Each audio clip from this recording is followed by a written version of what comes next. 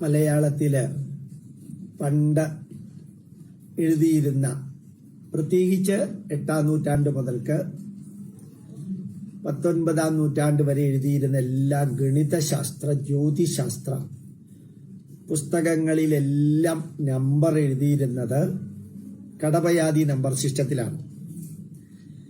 നമ്മുടെ സംഗീത രത്നാകരത്തിലെ അല്ലെങ്കിൽ സംഗീതത്തിലെ എല്ലാ രാഗങ്ങളും ആരംഭ അക്ഷരം കടപയാതി നമ്പറാണ്. 72 രാഗങ്ങളും 72 രാഗങ്ങളുടെയും ആരംഭത്തിലെ അക്ഷരം നോക്കിയാൽ അത് എത്രാമത്തെ രാഗമാണ് എന്ന് പറയാൻ ഒരു ബുദ്ധിമുട്ടുമില്ല. അത് നമ്പറാണ്. അത് സംഗീത വിദ്യാർത്ഥികൾ പഠിക്കുന്നുണ്ട്. അത് കടപയാതി നമ്പർ സിസ്റ്റം ആണെന്ന് അറിഞ്ഞാണോ പഠിക്കുന്നതെന്ന് അറിഞ്ഞൂടാ.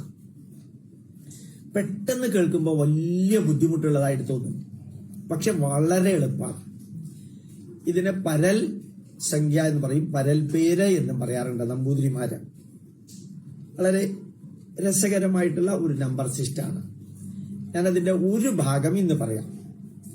ഈ നമ്പർ എങ്ങനെയായി എഴുതുക എന്നുള്ളതിനെ കുറിച്ച്. വളരെ കുറച്ചു പേർക്ക് കേരളത്തിൽ അത് അറിയുള്ളൂ. ആ നമ്പർ അറിയാതെ നമ്മുടെ പുതുമന സോമയാജിയുടെ ഗ്രന്ഥമോ നീലകണ്ഠ സോമയാജിയുടെ ഗ്രന്ഥമോ കേരളത്തിൽ എഴുതിയിരിക്കുന്ന ഒരു ജ്യോതിശാസ്ത്ര ഗണിതശാസ്ത്ര ഗ്രന്ഥവും വായിച്ചാൽ മനസ്സിലാവില്ല. അത് മുഴുവൻ ആ നമ്പർ സംസ്കൃത നമ്പർ സിസ്റ്റം അല്ല, ഇന്നലെ നമ്മൾ കേട്ട ഭാസ്കരീയ നമ്പർ സിസ്റ്റത്തിലും അല്ല, കടപയാതി നമ്പർ സിസ്റ്റത്തിലാണ്. ഞാനതൊന്നും തുടങ്ങട്ടെ. ക എന്ന് പറഞ്ഞാൽ നിങ്ങൾക്കറിയാം, ക ഘ ഗ ഘ ങ ച ഛ ജ ഝ ഞ. അപ്പൊ കായോട് ചേർന്ന് ച ഉൾപ്പെടെ 9 + 1 10 നമ്പർ, ഞ ഉൾപ്പെടെ 10 നമ്പർ. അപ്പൊ ക യുടെ സീരിയലായി ക ഖ ഗ ഘ ങ ച ഛ ജ ഝ ഞ 10 നമ്പർ.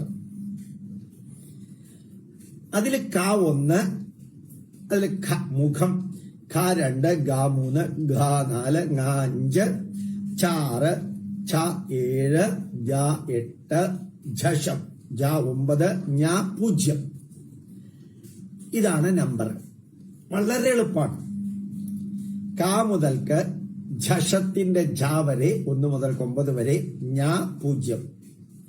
അപ്പൊ കായുടെ കഴിഞ്ഞു കാട്ടാപ്പയാൽ ടായും അതേപോലെ ഠ 1, ഠ പാഠം, ഠ 2, ഠ 3, ഠ 4, ന 5, കാട്ട ടായുടെ സീരീസ് കഴിഞ്ഞു. ത 6, ധ 7, ധ 8, ധ 9, ന 0. അപ്പൊ കഴിഞ്ഞു. ക അതിലെ 9 വരെയുള്ള നമ്പർ 0. അതുപോലെ ടായിലെ 9 വരെയുള്ള നമ്പർ 0. പിന്നെ പ 1, ഫ അല്ലെങ്കിൽ ഭ 2, പിന്നെ ബ 3, ഭ 4, മ 5. കഴിഞ്ഞു. അത്രേ ഉള്ളൂ. അതിൽ 6, 7 ഇല്ല. വളരെ സിമ്പിളാണ്. അപ്പൊ കായായി, ടായായി, പായായി. കാട്ട പ യാ 1, വീണ്ടും അതേപോലെ യാ 1, ര 2, യാ ര ല വ ശ ഷ സ ഹ ഷ. അപ്പൊ 1, 2, 3, 4, 5, 6, 7, 8. അതാണ് നമ്പർ. വളരെ സിമ്പിളാണ്. അപ്പോ കടപയാതി നമ്പർ സിസ്റ്റത്തിലെ ക മുതൽക്ക് ഝ വരെ 1 മുതൽ 9 വരെ ഞ എന്ന് പറയുന്നത് 0. ത മുതൽക്ക് ധ വരെ 1 മുതൽ 9 ന 0.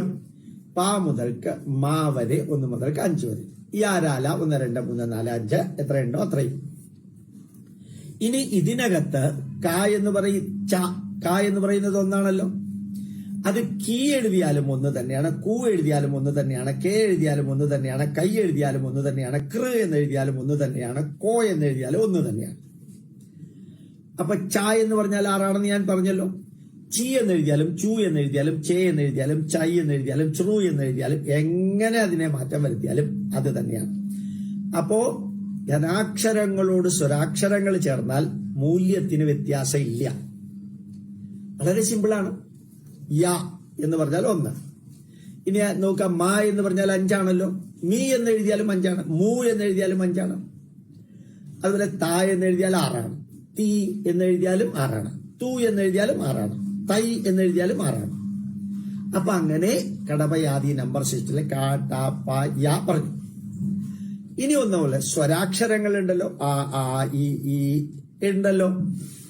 അതിനെല്ലാത്തിനും മൂല്യം, എല്ലാ സ്വരാക്ഷരങ്ങൾക്കും മൂല്യം 0 അത് ആദ്യം സ്വരാക്ഷരം വന്നാൽ 0 നല്ല വാല്യൂ ആണ്. അപ്പൊ സ്വരാക്ഷരങ്ങൾക്ക് എല്ലാം വാല്യൂ 0. അപ്പൊ നമ്മൾ ഇന്ന് ആലോചിച്ച് നോക്കാം. നമുക്കെല്ലാം കാ മനസ്സിലായി, കായുടെ സീരീസ്, ടായുടെ സീരീസ്, പായുടെ സീരീസ്, യായുടെ സീരീസ് മനസ്സിലായി, സ്വരാക്ഷരങ്ങൾ മനസ്സിലായി. നല്ലോണം കേട്ടാലേ ഇത് മനസ്സിലാവുള്ളൂ കേട്ടോ. ഇനി ഇതിനെല്ലാത്തിനും അക്ഷരങ്ങളോട് സ്വരാക്ഷരങ്ങൾ ചേർന്നാലും നമ്പറിന് ഒരു വ്യത്യാസവുമില്ല. ഇത്രയും മനസ്സിലായല്ലോ. ഇനി നമ്മൾ എങ്ങനെയാ സംഖ്യ എഴുതുക? ഞാൻ എന്ന് പറയാം. സ്വരാക്ഷരങ്ങൾക്ക് 0 പറഞ്ഞല്ലോ. ആ എന്ന് പറഞ്ഞാൽ എത്രയാണ്? സ്വരാക്ഷരമാണ്. അപ്പൊ 0.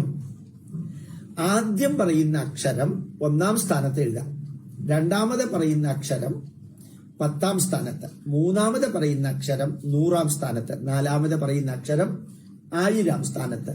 നമ്മൾ ഭാസ്കര സംഖ്യ, ഭൂതസംഖ്യ കഴിഞ്ഞ ദിവസം പറഞ്ഞപ്പോ അങ്ങനെയല്ലേ? അവിടെ അക്ഷരം പറയുന്നതിന് പകരം ആദ്യം പറയുന്ന വാക്ക് 1-ാം സ്ഥാനത്ത്, രണ്ടാമത് പറയുന്ന വാക്ക്, ആ വാക്കിന്റെ നമ്പർ കഴിഞ്ഞ ദിവസം പറഞ്ഞ ഭാസ്കര നമ്പർ സിസ്റ്റത്തില്. നയനം എന്ന് പറഞ്ഞു കഴിഞ്ഞാൽ കണ്ണ് 2 ആദ്യം നയനം പറഞ്ഞാൽ ആ 2 എന്നുള്ളത് 1-ാം സ്ഥാനത്ത് എഴുതണം. നയനം രാമൻ എന്ന് പറഞ്ഞാലോ, രാമൻ എന്ന് പറഞ്ഞാൽ 3 അപ്പൊ രണ്ടാമതെയാണ് രാമൻ പറഞ്ഞത്, അത് 10-ാം സ്ഥാനത്ത് എഴുതണം. നയന രാമ അഗ്നി എന്ന് പറഞ്ഞാലും 3 അപ്പൊ അത് 100-ാം സ്ഥാനത്ത് എഴുതണം. അപ്പൊ 332 എന്നായി നമ്പർ. നയനം എന്ന് പറഞ്ഞാൽ 2 1-ാം സ്ഥാനത്ത്, രാമൻ എന്ന് പറഞ്ഞു കഴിഞ്ഞാൽ 3 10-ാം സ്ഥാനത്ത്, അഗ്നി എന്ന് പറഞ്ഞാൽ 3 അത് 100-ാം സ്ഥാനത്ത്, വേദം എന്ന് പറഞ്ഞാൽ 4 അത് 1000-ാം സ്ഥാനത്ത് 4332 എന്ന് വരും. ഇടത്തോട്ട് എഴുതി പോകണം നമ്പർ വരുമ്പോൾ. അവിടെ വാക്കുകളുടെ നമ്പറാണ് നമ്മൾ എഴുതിയത്, ഇവിടെ അക്ഷരങ്ങളുടെ നമ്പറാണ് നമ്മൾ എഴുതുന്നത്. കടവയാതി നമ്പർ സിസ്റ്റത്തില് യു എന്ന് എഴുതിയാൽ എത്രയാ? എന്ന് വെച്ച് കഴിഞ്ഞാല് 0. യാ എന്ന് പറഞ്ഞാൽ 1. യു ആയാലും 1, ഇ ആയാലും 1, എ ആയാലും 1. അപ്പൊ ആയു എന്ന് പറഞ്ഞാൽ എത്രയാണ്? ആ എന്ന് പറഞ്ഞാൽ 0 എഴുതി, യാ എന്ന് പറഞ്ഞാൽ 1, അപ്പൊ 10. ആയു രാ എന്ന് പറഞ്ഞാൽ എത്രയാണ്? 2. രാ എഴുതിയാലും 2, രീ എഴുതിയാലും 2, ദൂ എഴുതിയാലും 2. പക്ഷെ പറഞ്ഞത് 3-ാമത്തെ അക്ഷരമായതുകൊണ്ട് 100-ാമത്തെ സ്ഥാനത്ത് എഴുതണം. ആ 0, യാ 1, രാ 2, 210. ആയുരാ. രോ എന്ന് എഴുതിയാൽ ആയുരാരോ. രോ എന്ന് എഴുതിയാലും 2 അപ്പൊ 2210. ആയുരാരോ. രോ എന്ന് വെച്ച് കഴിഞ്ഞാൽ 1000-ാമത്തെ സ്ഥാനത്ത് എഴുതണം. 2210. അപ്പൊ ഇതൊന്ന് എഴുതി പഠിക്കാം. കൂട്ടക്ഷരത്തിലെ അവസാനത്തെ അക്ഷരം മാത്രം എടുക്കാവൂ, ബാക്കിയുള്ളത് അതേ വിലയാണ്.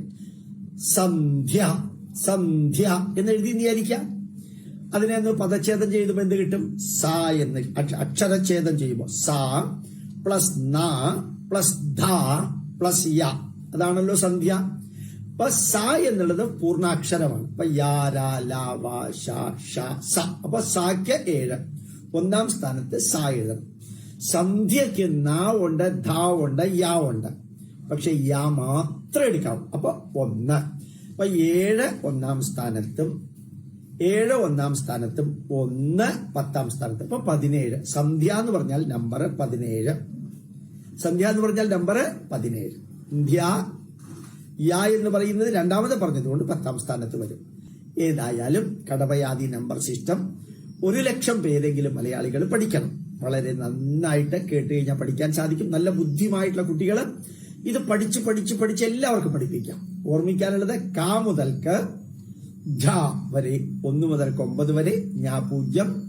അതുപോലെ തന്നെ ത മുതൽക്ക് ധ വരെ 1 മുതൽക്ക് 9 വരെ നാ 0.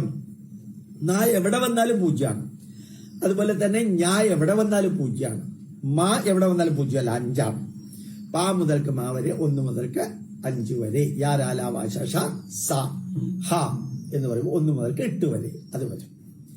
ഇത് ആദ്യം പറയുന്ന അക്ഷരം 1-ാം സ്ഥാനത്ത്, രണ്ടാമത് പറയുന്ന അക്ഷരം 10-ാം സ്ഥാനത്ത്, അത് ഇകാരം, ഉകാരം, മകാരം, യകാരം, ഋകാരം എന്ത് ചേർന്നാലും അക്ഷരത്തിന്റെ മൂല്യത്തിന് വ്യത്യാസം വരുന്നില്ല എന്നുകൂടി ഓർമ്മിക്കാം. നിങ്ങൾ പരമാവധി വ്യക്തികളെ പഠിപ്പിക്കുക. കൂട്ടക്ഷരം വരുമ്പോൾ അക്ഷരം സ്പ്ലിറ്റ് ചെയ്തിട്ട് അവസാനത്തെ അക്ഷരത്തിന്റെ മൂല്യം മാത്രം എടുത്ത് എഴുതാവുന്നതാണെന്നും ഓർമ്മിപ്പിക്കുന്നു. പ്രണാമം, നമസ്കാരം.